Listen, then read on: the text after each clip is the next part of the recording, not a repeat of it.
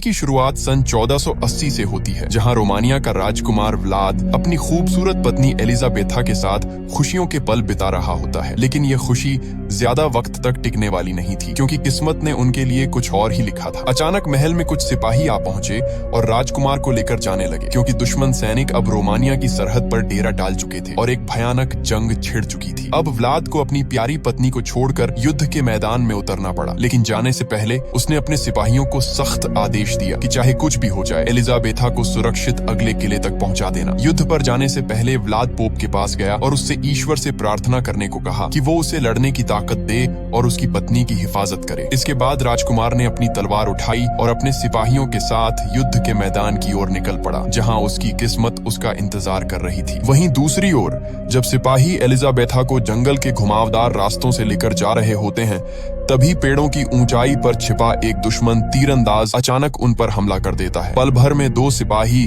जमीन पर गिर पड़ते हैं। तीर उनके सीने चीर चुका होता है। बाकी सिपाही तलवारें निकालते हैं और दुश्मनों पर टूट पड़ते हैं। चारों तरफ सिर्फ चीखें, घोड़ों की हिनहिनाहट और तलवारों की टकराहट गूंज रही थी। इसी अफरा तफरी में एलिजाबेथा अपने घोड़े को पूरी ताकत से दौड़ाती है और जंगल की ओर निकल पड़ती है। वहीं दूसरी ओर युद्ध के मैदान में व्लाद दुश्मनों पर हमला करने का ऐलान करता है। उसके सिपाही जमीन पर तेल फैलाकर उसमें आग लगा देते हैं और कुछ ही पलों में आग की एक विशाल दीवार खड़ी हो जाती है, जिसे देखकर दुश्मन भी कांप उठते हैं। अब दोनों सेनाएं टकरा जाती हैं। व्लाद की तलवार हवा को चीरती हुई दुश्मनों के सिरों को झुका देती है। खून और आग का संग्राम पूरे मैदान में फैल चुका था। लेकिन तभी एक घायल सिपाही लड़खड़ाते हुए व्लाद के पास आता है और कांपती आवाज में कहता है, महाराज, एलिजाबेथा पर हमला हुआ है। ये सुनते ही व्लाद के चेहरे का रंग उड़ जाता है। वो बिना एक पल गंवाए घोड़े पर सवार होता है और जंगल की तरफ निकल पड़ता है। उधर एलिजाबेथा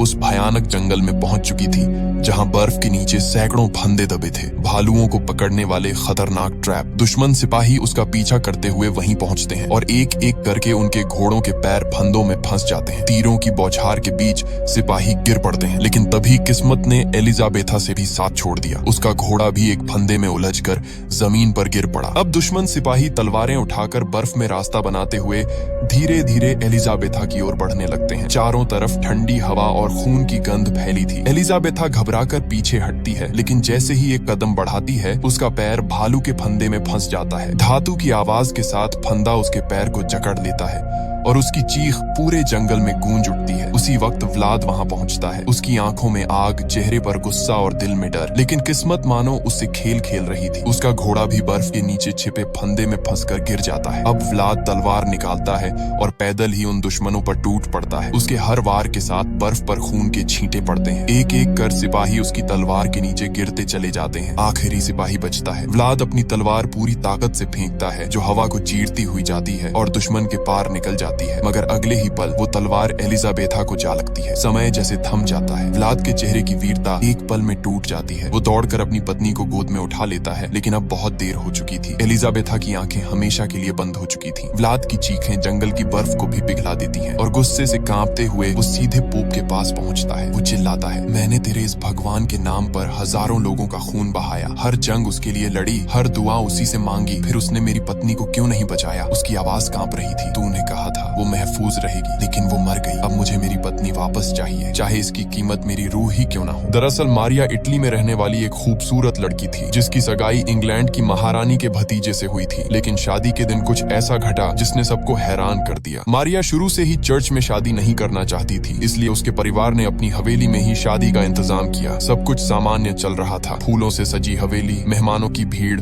और खुशियों का माहौल। लेकिन तभी प्रिंस ने बिना किसी को बताए एक बिशप को बुला लिया, ताकि शादी को ईश्वर का आशीर्वाद मिल सके। जैसे ही बिशप अंदर आता है और मारिया की ओर देखता है, तभी मारिया की आंखें अचानक लाल पड़ने लगती हैं। उसका शरीर कांपने लगता है और वो अजीब आवाजों में कुछ बड़बड़ाने लगती है। सब लोग डर के मारे पीछे हट जाते हैं। बिशप घबराकर उसके पास जाने की कोशिश करता है, लेकिन तभी मारिया के अंदर से एक भयानक गुर्राने की आवाज निकलती है और वो बिशप पर झपट पड़ती है। वो इतनी ताकतवर हो जाती है कि 4 आदमी मिलकर भी उसे रोक नहीं पाते। बिशप जमीन पर गिर जाता है और उसकी गर्दन पर गहरे निशान पड़ जाते हैं। इसी दौरान कमरे की सारी मोमबत्तियां अपने आप बुझ जाती हैं और माहौल में ठंडी हवा फैल जाती है। ऐसा लग रहा था जैसे किसी अंधेरे साए ने उस हवेली को अपनी गिरफ्त में ले लिया हो। अब डॉक्टर पादरी को बताता है कि उस दिन के बाद से मारिया अजीब बातें करने लगी। कभी वो किसी और आवाज में बोलती, कभी दीवारों पर कुछ लिखने लगती और जब भी कोई प्रार्थना करता वो चीखने लगती थी। इसलिए मजबूर होकर उसे इस तहखाने में कैद कर दिया गया, क्योंकि अब वो एक इंसान नहीं रही थी। इसके बाद डॉक्टर पादरी को बताता है कि मारिया का जन्म साल 1739 में हुआ था, मतलब उसकी उम्र 130 साल से भी ज्यादा है। ये सुनते ही सबके चेहरों का रंग उड़ जाता है। अब शक यकीन में बदल चुका था। क्या मारिया कोई इंसान नहीं बल्कि खुद शैतान है? तभी अचानक मारिया की आंखें खुल जाती हैं। कमरे में सन्नाटा छा जाता है और पादरी धीरे धीरे उसकी तरफ बढ़ता है। वह देखता है मारिया के दांत नुकीले हैं, बिल्कुल किसी जानवर की तरह। यह देखकर पादरी दहशत में कहता है, यह तो वैम्पायर है। पादरी जानता था कि वैम्पायर सूरज की रोशनी बर्दाश्त नहीं कर सकते। वह तुरंत खिड़की खोल देता है। धूप की पहली किरण जैसे ही मारिया के शरीर पर पड़ती है, उसकी त्वचा जलने लगती है और धुआं उठने लगता है। अब पादरी उसके सामने क्रॉस रखता है और जैसे ही वह उसे छूती है, क्रॉस में खुद ब खुद आग लग जाती है। यह नजारा देखकर सबके रोंगटे खड़े हो जाते हैं। फिर पादरी जूनियर डॉक्टर साइमन की उंगली में हल्का सा कट लगाता है और उसके खून की कुछ बूंदें मारिया के मुंह में टपकाता है। अचानक मारिया के शरीर में हलचल होती है और वह धीमी आवाज में कुछ बड़बड़ाने लगती है। पादरी उसकी गर्दन पर एक गहरा निशान देखता है जो साफ बताता है कि उसे किसी वैम्पायर ने काटा था। पादरी कहता है 400 साल बीत गए लेकिन आज तक कोई नहीं जान पाया कि पहला वैम्पायर कौन था। तभी मारिया की आवाज गूंजती है, पहला वैम्पायर मेरा मालिक है, एक प्रिंस। वह जल्द ही अपनी राजकुमारी को लेने आएगा। ये सुनते ही सबके पैरों तले जमीन खिसक जाती है। दूसरी ओर हम देखते हैं रात का अंधेरा, घना जंगल और उसके बीचों बीच एक घोड़ा गाड़ी धीरे धीरे आगे बढ़ रही होती है। गाड़ी में बैठा होता है जनाथन, एक नौजवान वकील जो किसी रहस्यमयी जगह की ओर जा रहा है। अचानक गाड़ी वाला घबराकर गाड़ी रोक देता है और कहता है, माफ करना साहब, मैं इससे आगे नहीं जा सकता क्योंकि अब भेड़िए अपने शिकार के लिए निकलते हैं। इतना कहकर वह जनाथन को उसका सामान पकड़ाता है, मुड़ता है और वहाँ से गायब हो जाता है। अब चारों तरफ बस सन्नाटा और हवा की सीटी बजाती आवाजें। जनाथन मजबूर होकर पैदल ही आगे बढ़ता है। घंटों चलते चलते आखिरकार वह अपनी मंजिल तक पहुंचता है। एक विशाल, अंधेरा और डरावना किला जिसे देखकर किसी की भी रूह कांप जाए। जैसे ही वह अंदर कदम रखता है, पीछे का दरवाजा अपने आप बंद हो जाता है। फिर सामने वाला दरवाजा खुद खुलता है और फिर अपने आप जोर से बंद हो जाता है। जनाथन की सांसें तेज हो जाती हैं। वह इधर उधर देख ही रहा होता है कि अचानक बालकनी पर किसी शख्स की परछाई दिखाई देती है। बिजली कड़कती है और वो परछाई गायब। जनाथन जैसे ही पलटता है, उसके पीछे खड़ा होता है एक बूढ़ा आदमी, सफेद बाल, लाल आंखें और चेहरा बिल्कुल निर्विकार। वो धीरे से मशाल बुझा देता है और तभी पूरे महल की बत्तियां अपने आप जल उठती हैं। अब वो मुस्कुराते हुए कहता है, मैं हूँ राजकुमार व्लाद, जिसे कुछ लोग ड्रैकुला के नाम से भी जानते हैं। इसके बाद दोनों डाइनिंग टेबल पर बैठते हैं। जनाथन भूख से बेहाल होकर खाना खाने लगता है, लेकिन ड्रैकुला एक कौर तक नहीं खाता। वह बस अपनी ठंडी आंखों से जनाथन को देखता है और जैसे ही हाथ हिलाता है, सामने रखी प्लेट खुद ब खुद सरक कर जनाथन के पास आ जाती है। जनाथन चौंकता है पर सोचता है शायद कोई ट्रिक होगी, लेकिन उसे नहीं पता था कि ये कोई जादू नहीं बल्कि उसकी जिंदगी का सबसे डरावना पल शुरू हो चुका था। जब जनाथन अपने बैग से कागज निकाल रहा होता है, तभी ड्रैकुला की नजर कमरे के कोने में भागते एक छोटे से चूहे पर पड़ती है। वो धीरे से मुस्कुराता है और पल भर में कांटा उठाकर उसे दीवार से भेद देता है। फिर उस चूहे को ऐसे निचोड़ता है जैसे नींबू, और उसका खून प्याले में गिरने लगता है। वो खून को चाटता है ऐसे जैसे किसी और के लिए वो जहर हो, लेकिन उसके लिए अमृत। जनाथन यह सब देखकर सन्न रह जाता है, लेकिन अपने डर को छिपाते हुए कागज आगे बढ़ाता है और कहता है, सरकार चाहती है कि आपकी ये पुरानी हवेली खरीदकर उसे अस्पताल में बदला जाए। तभी उसका बैग जमीन पर गिरता है और उसमें रखा क्रॉस बाहर लुढ़क आता है। ड्रैकुला की नजर उस क्रॉस पर टिक जाती है।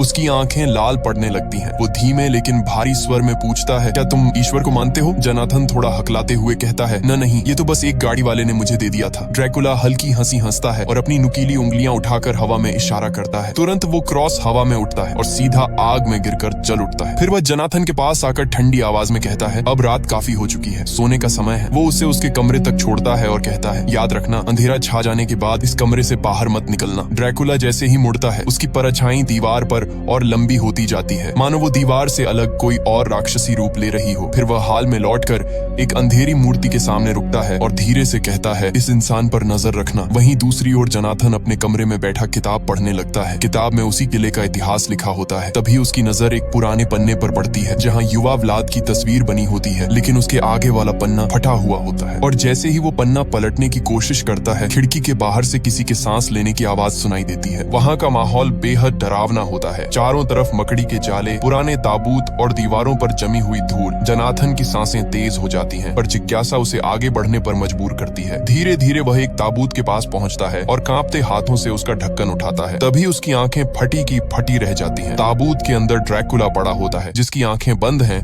और होंठों पर एक अजीब सी मुस्कान जमी हुई है, जैसे वो किसी गहरी नींद में हो या फिर किसी शिकार का इंतजार कर रहा हो। जोनाथन डर के मारे पीछे हटता है, लेकिन तभी ड्रैकुला की आंखें खुल जाती हैं और उसकी ठंडी आवाज गूंजती है, तुम्हें यहाँ नहीं आना चाहिए था। अचानक अंधेरे से कई गारगोयल्स निकलते हैं और जोनाथन पर टूट पड़ते हैं। वो चीखने की कोशिश करता है, लेकिन उससे पहले ही उसे बेहोश कर दिया जाता है। ड्रैकुला धीमी और भारी आवाज में बोलना शुरू करता है, सदियों पहले जब मैं एक इंसान था, मेरा नाम व्लाद था। मैं ट्रांसिल्वेनिया का एक बहादुर योद्धा था और मेरी जिंदगी में सिर्फ एक ही मोहब्बत थी, एलिजाबेथा। वह आगे बताता है कि कैसे उसके राज्य पर दुश्मनों ने हमला किया था और व्लाद को युद्ध पर जाना पड़ा। जाते वक्त एलिजाबेथा ने कहा था, अगर तुम वापस नहीं लौटे तो मैं भी जिंदा नहीं रहूंगी। ड्रैकुला की आंखों में नमी झलकने लगती है। वह कहता है, मैंने युद्ध जीता था, लेकिन मेरी जीत की खबर किसी ने गलत तरह से पहुंचाई। लोगों ने महल में खबर फैला दी कि मैं मर गया हूँ और यह सुनकर मेरी एलिजाबेथा ने खुद को महल की ऊंचाई से नीचे गिरा दिया। जोनाथन की आंखें हैरानी से फैल जाती हैं। ड्रैकुला आगे कहता है, जब मैं लौटा तो वो मेरे सामने खून में लथपथ पड़ी थी। चर्च ने कहा कि जिसने खुद अपनी जान ली हो उसकी आत्मा को शांति नहीं मिल सकती, पर मैं भगवान के उस नियम को नहीं मान सका। मैंने अपने ही भगवान के खिलाफ बगावत कर दी और उसी पल मैंने अपनी इंसानियत खो दी। ड्रैकुला गुस्से से अपनी मुट्ठी भींचता है और कहता है, मैंने कसम खाई थी कि जब तक मैं अपनी एलिजाबेथा को वापस नहीं पा लेता तब तक मौत भी मेरा कुछ नहीं बिगाड़ सकती। जोनाथन उसकी बातें सुनकर सहम जाता है, क्योंकि अब उसे समझ आ चुका था कि ड्रैकुला कोई आम राक्षस नहीं, बल्कि एक टूटी हुई मोहब्बत का बदला हुआ चेहरा है। ड्रैकुला जोनाथन को बताता है कि उसने सदियों तक सिर्फ एलिजाबेथा के लौटने का इंतजार किया, क्योंकि उसे यकीन था कि पवित्र आत्माएं दोबारा जन्म लेती हैं। उसने उसे हर जगह तलाशा, पर ढूंढ पाना नामुमकिन था। ब्लैक प्लेग ने आधी औरतों को निगल लिया था और जो बची वे चर्च जैसे पवित्र स्थानों में चली गईं, जहां उसका कदम रखना मना था। वह तन्हा हो गया और एलिजाबेथा के प्यार में इतना पागल कि हताश होकर उसने महल की खिड़की से कूदकर अपनी जान देने की कोशिश की, मगर हर बार मौत उसे ठुकरा देती। तब उसने ठान लिया कि अगर वह उसे नहीं ढूंढ सकता तो एलिजाबेथा खुद उसके पास आएगी। 100 सालों तक उसने जादुई फूलों से एक ऐसा परफ्यूम तैयार किया जिसकी खुशबू किसी को भी मदहोश कर दे। वह इटली गया उसे आजमाने और वहां की औरतें उस इत्र की खुशबू से दीवानी होकर उसके पीछे भागने लगीं। अब वह उस खुशबू से हर किसी को नचा सकता था, मगर एक दिन उसे लगा कि आखिरकार उसे एलिजाबेथा मिल गई। लेकिन पास जाकर देखा तो वो कोई और थी। उस रात सब उसकी हंसी उड़ाने लगे और उसी पल उसने समझ लिया कि महफिलों में सिर्फ खूबसूरत औरतें मिलती हैं, एलिजाबेथा नहीं। ड्रैकुला कहता है कि जब उसे एहसास हुआ कि सच्चा प्यार सिर्फ एलिजाबेथा में ही था, तब उसने फैसला किया कि अब वह अकेला उसे नहीं ढूंढेगा, बल्कि पूरी दुनिया की औरतों को वैम्पायर में बदल देगा, ताकि वे सब मिलकर उसके लिए एलिजाबेथा को खोजें। उसी रात उसने महफिल की सभी औरतों को काट लिया, जिनमें मारिया भी शामिल थी। इसके बाद वह एलिजाबेथा की कब्र पर गया और उसका ताबूत तोड़ दिया, लेकिन अंदर सिर्फ राख बची थी। ये देखकर ड्रैकुला टूट गया और कसम खाई कि अब वह कभी इस महल से बाहर नहीं जाएगा। फिर उसने अपने नौकर गारगोयल्स बना लिए जो उसके लिए दुनिया भर से खजाना लाते, और वे वैम्पायर औरतें एलिजाबेथा को ढूंढने में लग गईं। ये सब सुनकर जोनाथन भावुक हो जाता है और ड्रैकुला से कहता है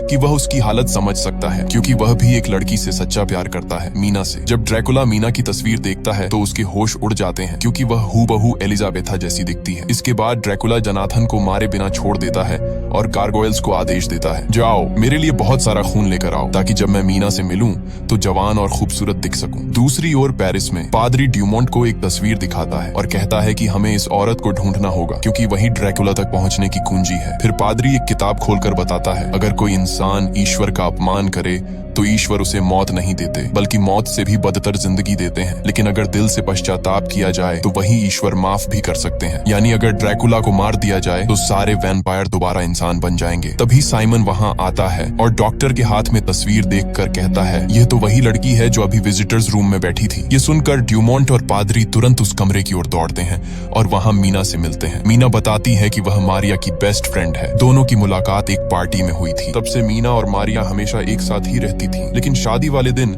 जब मारिया ने बिशप को देखा तो वह अचानक अजीब तरह से पागल सी हो गई थी। मीना बताती है कि कई बार उसे लगता था जैसे मारिया इस सदी की नहीं है, उसके अंदर कुछ रहस्यमय और परालौकिक बात जरूर थी। वहीं दूसरी ओर ड्रैकुला अब एक भिखारी का भेष बनाकर मठ में पहुंचता है। एक नन उसे पहचानती नहीं और दया दिखाते हुए मठ के अंदर लेकर आती है। लेकिन जैसे ही ड्रैकुला अंदर कदम रखता है वह अचानक अपना भेष उतार देता है। उसके चेहरे पर वही पुरानी खौफनाक शाही चमक लौट आती है। वह अपनी जेब से वो जादुई परफ्यूम निकालता है जिसे उसने सदियों पहले तैयार किया था और उसे यीशु की मूर्ति पर छिड़क देता है। कुछ ही पलों में उस इत्र की खुशबू पूरे मठ में फैल जाती है। उस खुशबू में कुछ ऐसा जादू था कि सभी नन एक एक करके मदहोश होकर ड्रैकुला की तरफ खींची चली जाती हैं, जैसे कोई अदृश्य ताकत उन्हें बुला रही हो। सबकी आंखों में नशा था और वे एक एक करके ड्रैकुला के पैरों में गिरने लगती हैं, जबकि ड्रैकुला एक खौफनाक मुस्कान के साथ उन पर नजर डालता है। ननें उसके करीब आने के लिए पागलों की तरह तड़प रही थीं। जैसे ही वे ड्रैकुला के चारों ओर गिरीं, वह एक शैतानी मुस्कान के साथ उन पर टूट पड़ा। उसकी आंखें लाल अंगारों की तरह जलने लगीं और अगले ही पल उसने उनकी गर्दनों में अपने नुकीले दांत गड़ा दिए। पूरे मठ में चीखों की गूंज भर जाती है, लेकिन कोई भी उसे रोक नहीं पाता। कुछ ही पलों में पूरा मठ खून के सन्नाटे में बदल जाता है। वहीं दूसरी ओर किले में जनाथन अकेला पड़ा हुआ था। ये मौका देखकर वह पूरी ताकत लगाकर अपनी जंजीरें तोड़ देता है। जंजीरें टूटते ही वह सावधानी से अपने पैरों को जमीन पर टिकाता है और महल से बाहर निकलने के लिए चुपचाप तहखाने की ओर बढ़ता है। लेकिन तभी ऊपरी खिड़की से एक गारगोयल उसे देख लेता है। वह तुरंत जोर से गुर्राता है और अपने साथियों को बुला लेता है। जैसे ही जनाथन खिड़की की तरफ बढ़ता है, गारगोयल एक कुल्हाड़ी से उस कपड़े को काट देता है, जिससे जनाथन दीवार पर लटक जाता है। अब जनाथन दीवार से झूलता हुआ नीचे गिरता है और लुढ़कते हुए बर्फ से ढकी झील पर जा गिरता है। गारगोयल्स ऊपर से कूदकर उसकी ओर बढ़ते हैं। उनके पंजे बर्फ पर रगड़ खा रहे थे, लेकिन तभी एक गारगोयल बर्फ टूटने से झील में समा जाता है। यह देखकर बाकी पीछे हट जाते हैं। जनाथन ठंडी सांसों के बीच धीरे धीरे झील की सतह पर रेंगता हुआ आगे बढ़ता है। ठंड उसकी हड्डियों में उतर रही थी, लेकिन उसके कदमों में हिम्मत अब भी बाकी थी। इसके बाद हमें ड्रैकुला को दिखाया जाता है, जो अब पहले से कहीं ज्यादा जवान और ताकतवर नजर आ रहा था। उसका चेहरा चमक रहा था, जैसे सदियों की थकान अचानक मिट गई हो। अब वह साइमन के क्लिनिक पहुंचता है और वहां आते ही अपने जादुई परफ्यूम की खुशबू से पूरे कमरे का माहौल बदल देता है। कुछ ही पलों में साइमन की आंखें सुन्न पड़ जाती हैं और वह ड्रैकुला के वश में आ जाता है। ड्रैकुला शांत आवाज में उससे कहता है, मुझे उसके पास ले चलो। साइमन बिना कुछ सोचे समझे उसे मारिया के कमरे में ले जाता है। जैसे ही मारिया ड्रैकुला को देखती है, उसके चेहरे पर एक पागलपन भरी खुशी फैल जाती है। वह हांफती हुई आवाज में कहती है, मैंने एलिजाबेथा को ढूंढ लिया है। यह सुनते ही ड्रैकुला के होठों पर एक खतरनाक मुस्कान उभरती है। वह इनाम के तौर पर साइमन को उसके सामने रख देता है और कहता है, यह इनाम तुम्हारे लिए है, उसका खून पी लो। मारिया झपट कर साइमन की गर्दन पर दांत गड़ा देती है। कमरे में सन्नाटा छा जाता है। वहीं दूसरी ओर पादरी अपनी पुरानी किताबों में रिसर्च कर रहा होता है। अचानक उसे एक सदियों पुरानी तस्वीर मिलती है और तस्वीर देखकर उसका चेहरा पीला पड़ जाता है। तभी एक आदमी अंदर आता है और कहता है, डॉक्टर ने आपको बुलाया है। अब पादरी डूमो के पास पहुंचता है। डूमो घबराई आवाज में बताता है, मारिया गायब हो चुकी है और साइमन अब इंसान नहीं रहा। पादरी उसकी गर्दन पर बने दांतों के निशान देखता है और महसूस करता है कि उसकी त्वचा पर वही परफ्यूम की खुशबू फैली हुई है जो उसने कभी ड्रैकुला के बारे में पढ़ी थी। अब जैसे ही डूमो उस रहस्यमयी शख्स का हुलिया बताता है,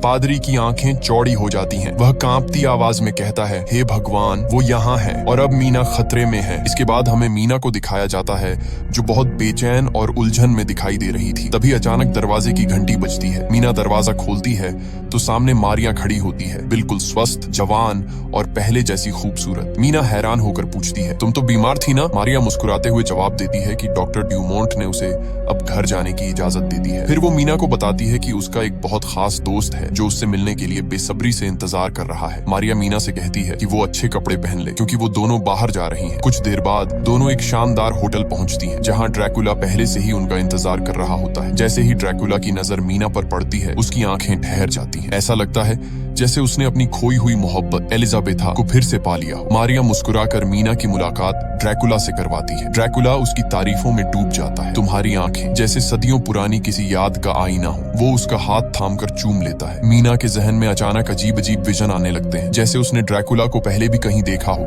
बहुत पहले। वो घबरा जाती है और तुरंत बाहर जाने का बहाना बना लेती है, लेकिन ड्रैकुला भी उसके पीछे मेले तक पहुंच जाता है। वहां मीना एक हॉन्टेड हाउस में जाती है, जहां अचानक एक नकली कंकाल गिरने से डर जाती है। है। ड्रैकुला तुरंत उसे बाहर खींच लाता है। बाहर निकलकर मीना गन शूटिंग गेम खेलने लगती है। तभी ड्रैकुला पीछे से आकर उसके हाथों को थाम लेता है और निशाना लगाना सिखाने लगता है। उस पल मीना को फिर वही पुराने विजन दिखाई देने लगते हैं, जैसे किसी और जिंदगी की यादें हों। कुछ देर बाद दोनों होटल लौटते हैं। वहां ड्रैकुला मीना को एक छोटा सा म्यूजिक बॉक्स दिखाता है, वही जो उसने सदियों पहले अपनी पत्नी एलिजाबेथा को दिया था। उसकी आंखों में अब भी वही अधूरी मोहब्बत झलक रही थी। उस म्यूजिक बॉक्स से एक पुरानी रहस्यमयी धुन बजने लगती है। मीना उस धुन को ध्यान से सुनती है और अचानक उसके चेहरे का रंग बदल जाता है। उसे ये धुन कहीं न कहीं से जानी पहचानी लगती है, जैसे वो इसे पहले भी सुन चुकी हो, शायद किसी और जिंदगी में। धीरे धीरे उसके जहन में कुछ धुंधली तस्वीरें उभरने लगती हैं। एक पुराने महल की, एक खिड़की के पास खड़ी औरत की और एक आदमी की जो ठीक ड्रैकुला जैसा दिखता है। मीना घबरा जाती है और गुस्से में ड्रैकुला पर चिल्ला पड़ती है, तुम मुझ पर कोई जादू टोना कर रहे हो, मेरे दिमाग के साथ खेल रहे हो। ड्रैकुला उसकी आंखों में देखते हुए धीरे से कहता है, नहीं मीना, मैं सिर्फ वो सच बता रहा हूँ जिसे तुम खुद भूल चुकी हो। एलिजाबेथा वो मेरी पत्नी थी और मुझे पूरा यकीन है कि तुम वही हो, उसका दूसरा जन्म। मीना हैरान और गुस्से में जवाब देती है, मैं मीना हूँ, एलिजाबेथा नहीं। ड्रैकुला बस हल्का सा मुस्कुराता है, मानो वो जानता हो कि सच क्या है। फिर वो म्यूजिक बॉक्स उसकी ओर बढ़ाता है और कहता है, इसे अपने पास रखो, शायद किसी दिन ये तुम्हें सब कुछ याद दिला दे। इसके बाद वो मीना को उसके घर तक छोड़ने आता है। रात ठंडी थी, लेकिन मीना के मन में अजीब बेचैनी थी। जैसे ही वो घर के अंदर जाती है, वहाँ पादरी और डॉक्टर ड्यूमोंट मौजूद होते हैं, जो घायल जोनाथन का इलाज कर रहे होते हैं। मीना कुछ समझ ही नहीं पाती कि ये सब क्या हो रहा है। तभी पादरी उसकी ओर देखकर कहता है, मीना, तुम्हें उस शख्स से दूर रहना होगा। वो इंसान नहीं है, वो एक वैम्पायर है। वो लोगों का खून पीता है और उन्हें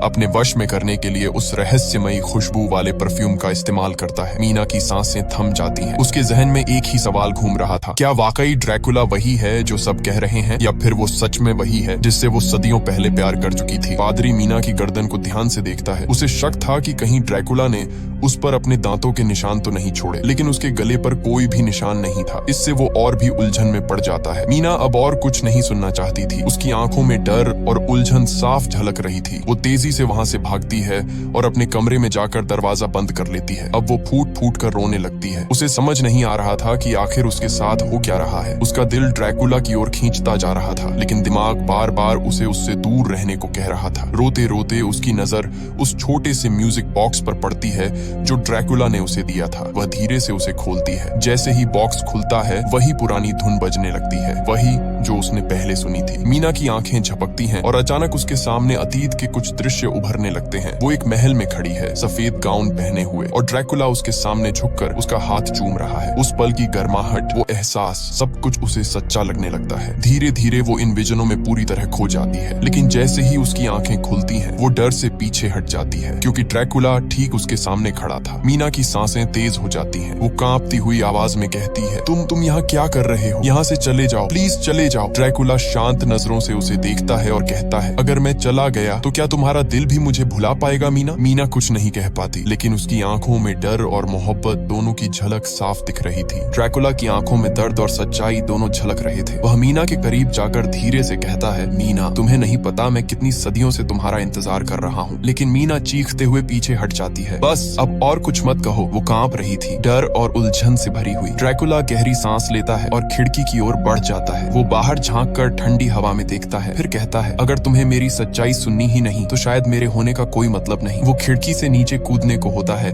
कि मीना घबरा कर चिल्लाती है, रुको, क्या तुम खुदकुशी करने वाले हो? ड्रैकुला मुड़कर उसकी तरफ देखता है और कहता है, मैं मौत से कब का गुजर चुका हूँ मीना, अब सिर्फ तुम्हारे बिना जीना ही असंभव है। वो आगे बढ़ता है और अपने हाथ में पकड़ी इत्र की शीशी दिखाता है। तुम सोचती हो मैंने तुम्हें वश में किया? मैंने कभी भी इस परफ्यूम का इस्तेमाल तुम पर नहीं किया। इतना कहकर वो उस शीशी को आग में फेंक देता है। मीना की आंखों से आंसू बहने लगते हैं। वो कांपती आवाज में कहती है, लेकिन तुम इंसानों का खून तो पीते हो। ड्रैकुला धीरे से सिर झुकाता है, हाँ मीना, मैं खून पीता हूँ, क्योंकि अब मैं इंसान नहीं रहा। मैं एक श्रापित आत्मा हूँ, एक वैम्पायर, लेकिन तुम्हारा खून कभी नहीं पीऊंगा, कसम है मुझे। तभी मीना की नाक से थोड़ा खून टपकने लगता है। ड्रैकुला अनजाने में उसे अपनी उंगली से पोंछता है और जैसे ही उसका खून उसकी जीभ को छूता है, वो एक पल के लिए रुक जाता है। उसकी आंखों में एक पुराना दर्द चमकता है। अब वह मीना का हाथ पकड़कर धीरे से कहता है, तुम्हारा खून, तुम्हारी खुशबू, सब कुछ वैसा ही है जैसे सदियों पहले था। तुम ही मेरी एलिजाबेथा हो। मीना की सांसें थम सी जाती हैं। उसे फिर वही पुराने पल दिखने लगते हैं, वो महल, वो गाउन, वो प्यार भरी नजरों से उसे देखता ड्रैकुला। और तभी उसे सब कुछ याद आ जाता है। उसकी आंखों से आंसू बह निकलते हैं। वो कांपती आवाज में कहती है, हाँ अब मुझे सब याद आ गया, मैं ही एलिजाबेथ हूँ और तुम मेरे व्लाद हो। ड्रैकुला की आंखों में चमक लौट आती है। दोनों एक दूसरे के पास आते हैं और फिर सदियों से अधूरा उनका प्यार आखिरकार पूरा हो जाता है। वो एक दूसरे के आलिंगन में खो जाते हैं, जहाँ वक्त, मौत और श्राप सब मानो ठहर जाते हैं। पादरी अपनी राइफल उठाकर पीछे हटता है, लेकिन मारिया अब पूरी तरह वैम्पायर बन चुकी थी। उसकी आंखें लाल चमक रही थीं और उसके दांत बाहर निकले हुए थे। वह पादरी की गर्दन पकड़कर दीवार से पटक देती है। तभी पीछे से जत्थन लोहे की छड़ उठाकर उसके ऊपर वार कर देता है। छड़ उसकी पीठ के आर पार निकल जाती है, पर फिर भी वो रुकती नहीं। वह जोर से चिल्लाती है, तुम सब इंसान हो, लेकिन प्यार के असली मायने कभी नहीं समझोगे। अब वो हेनरी की तरफ मुड़ती है, जो जमीन पर पड़ा कराह रहा था। पादरी जल्दी से क्रूस उठाकर उसके सामने लहराता है। जैसे ही क्रूस की रोशनी उस पर पड़ती है, मारिया दर्द से चिल्लाने लगती है। उसकी त्वचा जलने लगती है और वो पीछे हटती है। तभी पादरी मौका देखकर अपने जैकेट से पवित्र पानी की शीशी निकालता है और उसके ऊपर फेंक देता है। पानी के पड़ते ही उसके चेहरे से धुआं निकलने लगता है। वो तड़पती हुई चीखती है और कहती है, ड्रैकुला मुझे बचाओ, लेकिन अब कोई जवाब नहीं आता। धीरे धीरे उसका शरीर राख में बदलने लगता है और हवा में उड़ जाता है। सब लोग एक पल के लिए चुप हो जाते हैं। हेनरी जमीन पर पड़ा कराहता है। पादरी उसकी मदद करने के लिए झुकता है। तभी जथन कहता है, अब देर नहीं करनी चाहिए, मीना खतरे में है और वो अब शायद इंसान नहीं रही। पादरी सिर हिलाकर कहता है, हाँ अब हमें ड्रैकुला के किले में ही जाना होगा, वहीं यह सब खत्म होगा। या तो ड्रैकुला मरेगा या हम। इसके बाद तीनों हथियार लेकर रात के अंधेरे में निकल पड़ते हैं, सीधे उस किले की ओर जहाँ सदियों पुरानी बुराई उनका इंतजार कर रही थी। गोले किले की दीवारों से टकराते हैं और धमाके के साथ इधर उधर उड़ते हैं, लेकिन ड्रैकुला और मीना किले के अंदर सुरक्षित रहते हैं। ड्रैकुला अपने पालतू गार्गोयल्स को हुक्म देता है कि बाहर आने वाले किसी भी इंसान को रोको। अब पादरी और उसकी टीम धीरे धीरे किले के अंदर प्रवेश करने की कोशिश करते हैं। उन्होंने देखा कि किले के दरवाजे अपने आप बंद हो जाते हैं और दीवारों पर खून के निशान चमकने लगते हैं। ड्रैकुला अब मीना के पास बैठकर कहता है, अब तुम मेरी दुनिया की हकदार हो, तुम्हें डरने की कोई जरूरत नहीं। मीना धीरे धीरे उसके हाथ पकड़ती है और कहती है, अब मैं तुम्हारे साथ हमेशा रहना चाहती हूँ, चाहे कुछ भी हो। इसी बीच पादरी टीम के साथ किले के मुख्य हाल में प्रवेश करता है। वह देखता है कि ड्रैकुला और मीना सुरक्षित हैं, लेकिन आसपास की दीवारों और फर्श पर अजीब परछाइयां हिल रही हैं। ड्रैकुला अपने गार्गोयल्स के जरिए पादरी को चुनौती देता है, अगर तुम मेरे और मीना को छूने की कोशिश करोगे तो तुम्हारा अंजाम वही होगा जो तुम्हारे सामने मारिया का हुआ। पादरी थोड़ा डरता है, लेकिन फिर भी कदम बढ़ाता है। ड्रैकुला और गार्गोयल्स अपने अपने स्थानों पर खड़े हो जाते हैं, तैयार संघर्ष के लिए। किले के अंदर की ये चुप्पी अब बड़े तूफान की शुरुआत है, जहां इंसान और वैम्पायर की आखिरी भिड़ंत होने वाली है, जिससे किले की छत टूटकर गिरने लगती है। तब ड्रैकुला मीना से कहता है कि उसे बाहर निकलकर सामना करना होगा और वह कमरे में ही रहे। इतना कहकर ड्रैकुला कमरे से बाहर निकल जाता है। वहीं गर्गल्स भी सिपाहियों पर टूट पड़ते हैं और कई सिपाहियों को मार गिराते हैं, लेकिन सिपाहियों की संख्या बहुत ज्यादा थी और धीरे धीरे वे पूरे किले में फैल गए। जनाथन अपनी टीम को तहखाने में लेकर जाता है। मीना जैसे ही सिपाहियों को अपनी ओर आते देखती है, वह कमरे का दरवाजा बंद कर देती है। जनाथन सिपाहियों को ताबूत दिखाता है और कहता है कि ड्रैकुला इसी में छुपा हो सकता है। सिपाही ताबूत पर गोलियां चलाते हैं, लेकिन तभी ड्रैकुला अचानक जनाथन के पीछे से आकर उसे बेहोश कर देता है। फिर वह गर्गल्स के साथ मिलकर सिपाहियों पर टूट पड़ता है और कुछ ही देर में कई सिपाहियों को ढेर करता है। किले में आते ही सिपाही एक एक करके ड्रैकुला की ताकत के सामने झुकते जाते हैं। तभी हेनरी मौका देखकर ड्रैकुला पर गोलियां चला देता है, लेकिन ड्रैकुला पर इसका कोई असर नहीं होता। अब ड्रैकुला ने हेनरी की गर्दन काट दी और दरवाजा बंद कर दिया ताकि कोई सिपाही अंदर न घुस सके। इसके बाद वह अपनी तलवार पादरी के गले पर रख देता है। पादरी डर के मारे जमकर खड़ा रह जाता है और फुसफुसाता है, तुम क्या करोगे? अगर आपको हमारा एक्सप्लेनेशन पसंद आया हो तो नेक्स्ट पार्ट को देखने के लिए लाइक, शेयर और सब्सक्राइब करना ना भूलें और कमेंट कीजिए पार्ट 2। धन्यवाद।